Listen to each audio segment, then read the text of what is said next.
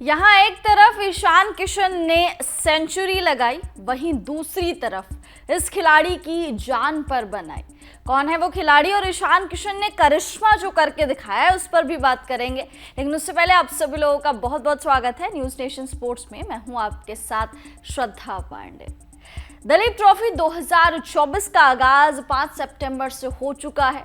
पहला राउंड खत्म हो चुका है और अब दूसरा राउंड इस टूर्नामेंट का चल रहा है। दूसरे राउंड में हमने India A versus India D के बीच में मुकाबला देखा, वहीं India B versus India C के बीच में भी मुकाबला चल रहा है, जिसका पहले दिन का खेल खत्म हो चुका है। और पहला दिन कोई एक एंटरटेनमेंट मूवी से बेहतर ही था, क्योंकि इतना ज़्यादा हमें मसाला देखने को मिला है। कहीं एक तरफ ऋतुराज गायकवाड़ चोटिल हो जाते हैं अचानक से, वहीं दूसरी तरफ हीरो की तरह ईशान किशन एंट्री मारते हैं। और ईशान किशन ने क्या एंट्री मारी है, मतलब क्या ही एंट्री मारी है। ईशान किशन ने ज़बरदस्त तरीके से परफॉर्म करा है। ऋतुराज गायकवाड़ की नस खिंच गई थी, जिसके बाद वो 2-3 रन बनाकर आउट हो गए थे, उनको रिटायर्ड हर्ट करार दे दिया गया था। उसके बाद ईशान किशन की वापसी हुई और पहले इंजरी से पहले, मतलब ऋतुराज गायकवाड़ की इंजरी से पहले जो उनको अचानक से चोट लगी है, उससे पहले ईशान किशन टीम डी का हिस्सा थे, यानी श्रेयस अय्यर की कप्तानी वाली टीम डी का हिस्सा थे। लेकिन उसके बाद जब ऋतुराज गायकवाड़ चोटिल हुए, रिटायर्ड हर्ट हुए, तो उनको टीम सी में बुलाया गया और प्लेइंग 11 में उनको मौका दिया गया।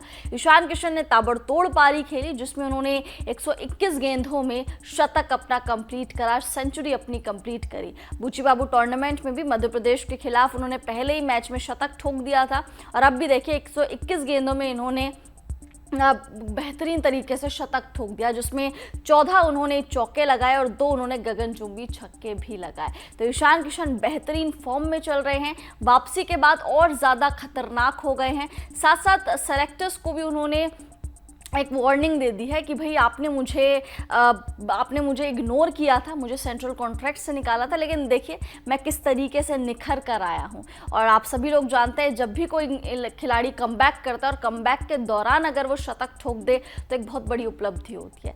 लेकिन ईशान किशन ने शतक तो ठोका है, लेकिन दूसरी तरफ जो दूसरा खिलाड़ी है वो थोड़ा सा मायूस होगा। वो दूसरा खिलाड़ी कोई और नहीं, वो है ध्रुव जुरैल।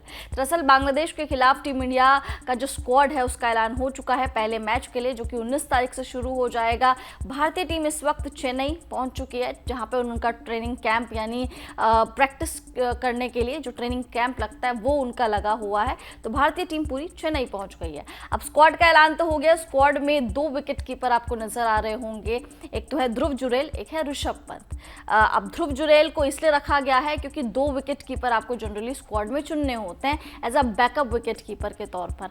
अब ध्रुव जुरैल की बात करें तो वो भी दलीप ट्रॉफी का हिस्सा है। उन्होंने भी पहले मैच की पहली पारी में 2 रन बनाए थे और दूसरी पारी में कुछ खास कमाल वो भी नहीं कर पाए थे।